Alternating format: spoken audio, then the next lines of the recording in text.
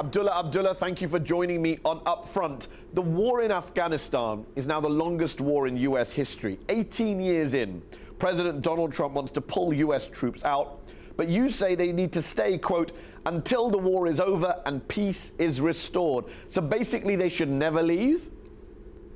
The point is that it has been 40 years since the war is going on in Afghanistan. And yes, it is 18 years since the engagement of the United States and other NATO allies. The Afghan people are more keen to see peace achieved in their soil, and at the same time, the views of our partners are also, we understand it. The United States has taken an initiative which is for peace, which has the support of the Afghan people and Afghan government. We hope that we will achieve peace through these efforts and other efforts which are underway. But just to be clear, if Donald Trump says we're leaving this year, end of the year, if he sets a date for withdrawal of all US troops, do you have an objection to that? Do you understand why that has to happen at some stage? It will happen at one stage, and it is for the President of the United States to make that decision and the US administration to make that decision. Isn't it the case that if US troops were to pull out of Afghanistan, it would be disastrous for your government? Your government wouldn't survive without US troops protecting it.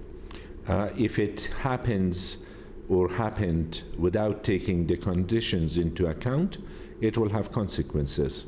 But that's why they have intensified their efforts in regards to, in support of peace process with the Taliban, and also their discussions and consultations with the Afghans altogether, as well as with the government of Afghanistan. Although your government doesn't seem to have much faith in the US government right now, does it?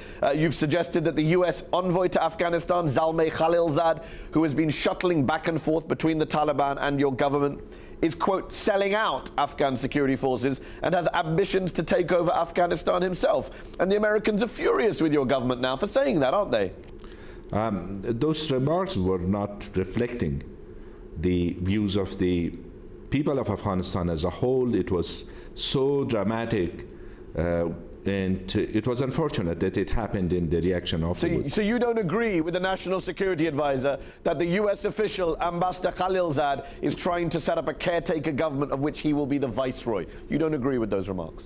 No, absolutely not. It is the Taliban which are the obstacle. It's those groups which have prolonged the war in Afghanistan.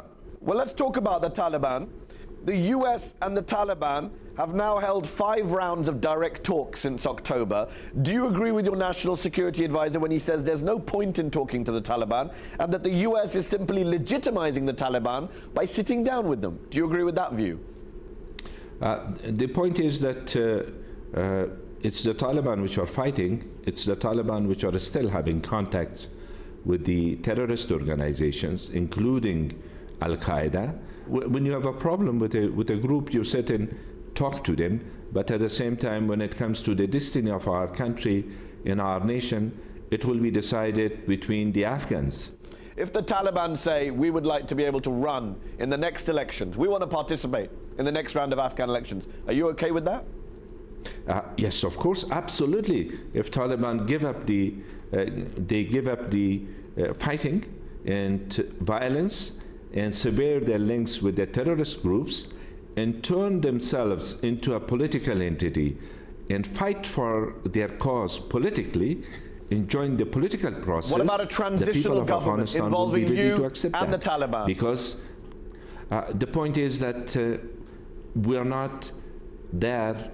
Even the first step, which is... But you're not opposed to the idea in principle? On two sides of the table. I understand that, but you're not opposed to the idea in principle? In principle, when you agree on a peace process, which is agreed upon from A to Z, and ceasefire is part of that, power sharing arrangement is one. It cannot happen without it. But sometimes there are calls for interim government for the sake of having an interim government. I've been opposed to that. Your title is Chief Executive of the Afghan government, but it's an Afghan government that controls, according to one US government study, barely 55% of the country's districts, less than 2/3 of the Afghan population. That's the devastating reality, isn't it? You can't wish the Taliban away. They control vast chunks of your country. There is a serious challenge. Days in and out, our people are giving casualties and our people are suffering. And that should come to an end. And Taliban also understand that they could not come by force. If they want to continue the war forever, that's their choice. If they want to come and sit and talk about peace, there is an opportunity. Your country's elections were originally scheduled for this spring and have twice been postponed until September now. You're running in that presidential election against the incumbent President Ashraf Ghani. You've run twice before, you've lost twice before. What makes you think this is third time lucky? The conditions in the previous elections were different, and I will not go back to describe to your viewers and audience what happened and what didn't happen. Campaign has not started, and we have priorities to address at this stage. Peace process is the topmost priority. Holding elections is equally important for us. More transparent elections, fair elections is what the Afghan people deserve. And you've been endorsed by the current Vice President, Abdul Rashid Dostum, the former warlord. Dostum has also joined your election team. This is a man accused of a long list of war crimes in Afghanistan, and yet he's the Vice President right now. He may serve again under you. No wonder so many Afghans and so many members of the international community are worried about the future of democracy and human rights in your country. There are realities in the country which we cannot ignore.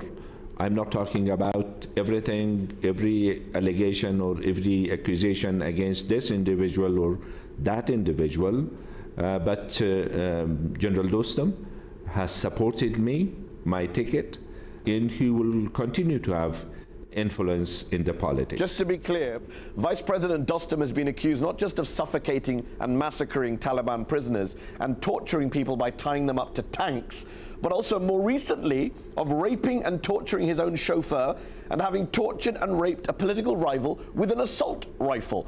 Doesn't that shock you? Isn't that something that should disqualify you from high office in a democratic Afghanistan?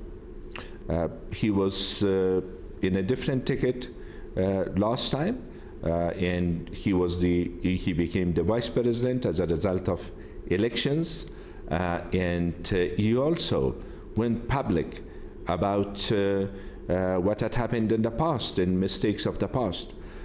Today, his party, led by his son,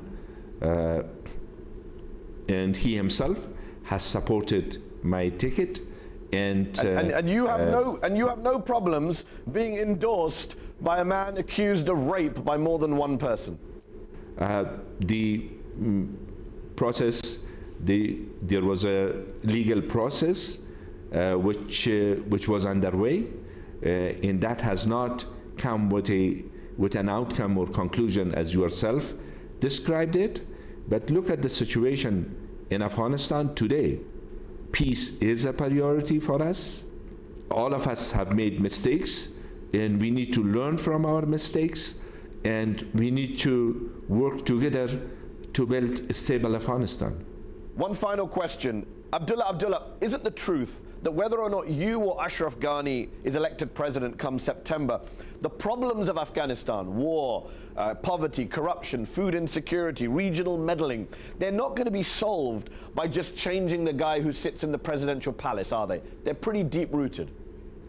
Some of those problems, unfortunately, will persist, and it will take much more efforts by the future administration, including poverty, including corruption that you yourself referred to, or security, narcotics, drug trafficking, and so on and so forth. And we hope that the elections in Afghanistan, good elections, which in itself will be a progress, will bring an administration which will be able to address those challenges in a more effective manner. Abdullah Abdullah, thank you so much for joining me on UpFront. You're welcome. Thank you.